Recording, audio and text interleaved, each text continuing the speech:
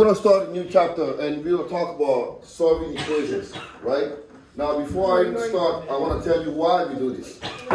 Now, I remember taking our dogs to PetSmart to like weigh my dogs, and then he like one of my dogs doesn't like to get on the scale, so he's always like trying to like get away from it.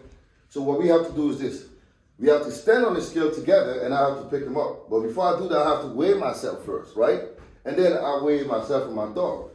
Now, how do I find my dog's weight?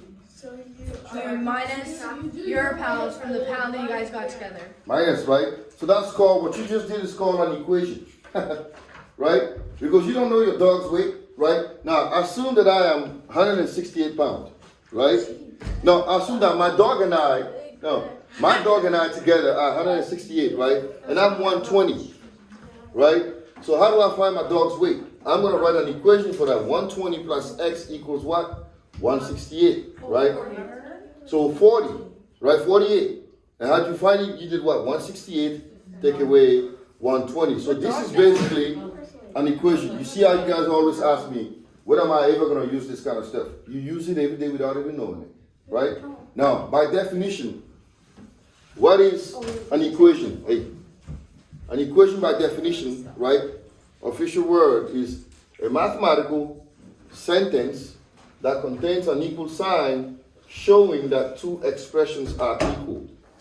That is called an equation. So that is the formal definition of an equation. It's a mathematical sentence that contains an equal sign showing that two expressions are equal. Now, we talk about expressions, right? We talk about expressions. This is an expression and this is an expression. So when you have two expressions and they are separated by an equal sign, you call that an equation.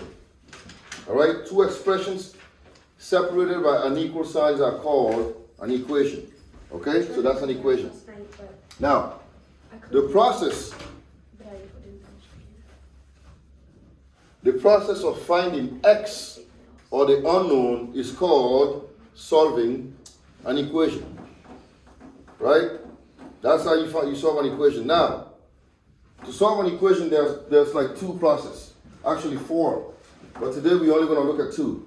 We're going to learn how to solve equations by adding, and we're also going to learn how to solve equations by subtracting. And then probably on Thursday, we're going to learn how to solve equations by multiplying, and then Friday, possibly solving equation by dividing, right? And then by when we come up from Thanksgiving, we're going to put all these things together. When's the test? The test is tomorrow, right? So now, now we're going to learn how to solve an equation by using the addition property, right? It's called the addition property of equality. Hey. So we have x minus 7 equals to negative 5. And this is an equation. So how do you solve this equation?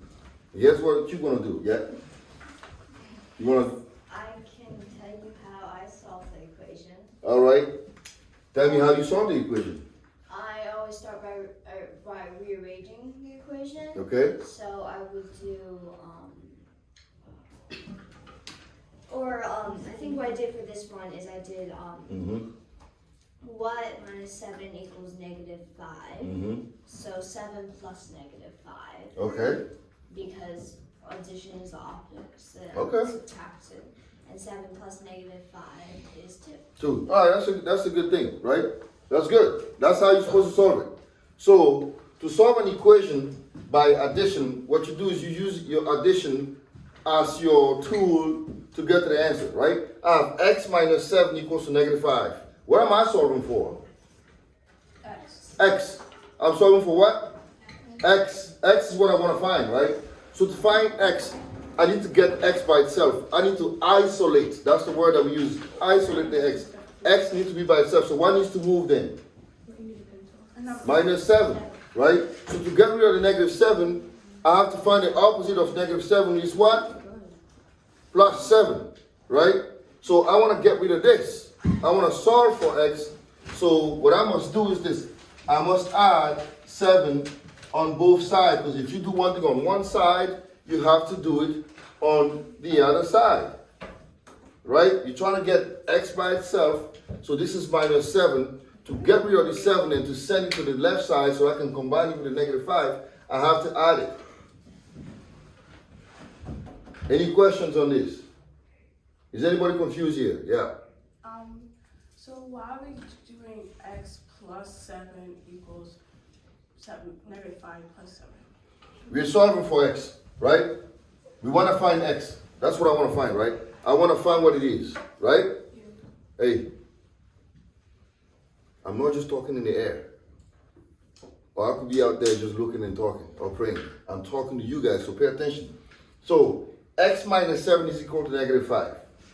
I want to get x by itself, right? So my brain has to think, okay, what needs to move if I want to get x by itself? What needs to move? Negative 7. So how do I move it? I want to shift this from this side to this side. So I must add, because I do the opposite of the operation. Okay? So I want to get rid of the negative 7. I have to add 7. Right? But the thing is this, an equation is something that moves, is synced. Which means if I make a change on one side, I have to make that change on the other side, right? So I'm adding 7 here so I can move it to this side because I want to shift it. So now you go like this. You draw your line, right? This is going to cancel out because negative 7 plus 7 is what? 0, right? Negative 7 plus 7 is 0. So now x equals what? What's negative 5 plus 7? 12. Negative 5 plus 7. Negative 2? No, positive 2. Positive 2. Positive 2, right? You see how everything is coming together? This is why I was saying in the beginning of the year, you need to learn your negative and your positive because now we're getting down to equations, okay? That's going to be super hard. If you don't know your science, that's going to be a big deal, okay? Now here, I have negative 14 equals to y minus 11. How do I solve for y? What do I do here? Somebody else. How do I solve for y? Somebody else, you just talk. Nora, I want to get y by itself, so what needs to move? How do I move it? Plus 11. And I also added here. You see that, right? Excellent. So I want to get rid of negative 11. I have to add 11. So I don't understand. So how come 1, 2, 3, and 4 here, you're not writing anything down? So I'm assuming that you understanding it, right? Because if I ask questions later, if I don't want to hear, I ain't really getting what you were saying. Because I'm going to ask questions. If you better right now. Yeah. Why did you make the first one? Mm-hmm. You did plus 7 on that one, but then on the second you did plus 11. Oh, because I just see how I move the equation. Now the negative 14 is here, so negative 14 is y equals to y minus 11, right? My variable is y. I want to solve for y, right? If I want to solve for y, what needs to move? The negative 11, right? So I must add 11 on here, and I must add it on the other side, okay? So now, this is going to cancel this one, right? Now I get negative 14 plus 11, that gives me negative 3, right? So we're going to spend a little bit of time working on this kind, okay? We're gonna spend some time working on these type of equations, and then we're gonna move on to like the subtraction in a couple of minutes. But let's do a couple more of these. What if I'll let you all do this. X minus 3 equals to 12. I want you to solve for x. Okay, all of y'all do it, and then tell me what you got. X minus 3 equals to 12.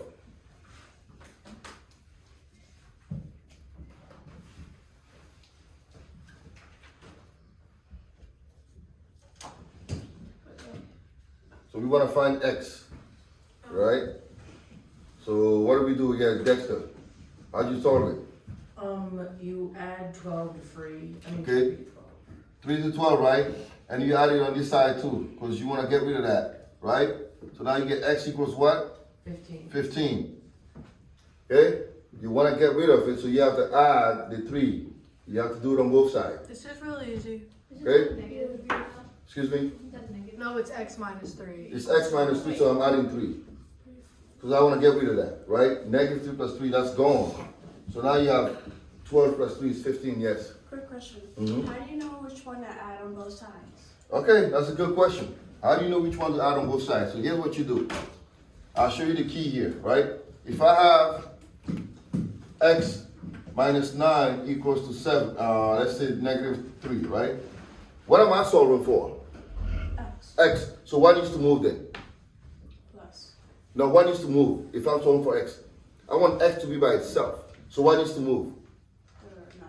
Then what? It's minus 9, right? So to move it, I have to do the opposite. It's called the additive inverse, right? I want to move this because I want x to be by itself. So I'm going to add what? 9 and 9. Does that make sense now? Because this is what you're trying to move. You want to get x by itself, so you have to use the opposite. Because to get rid of the negative 9, you have to add 9 to it. Basically, the number in front of the variable. Yes. Right? Yes. Quickly. All right? So now it gives you 6. Now do this. You do this. X minus 11 equals to negative 20. So tell me how you solve this. X minus 11 equals to negative 20.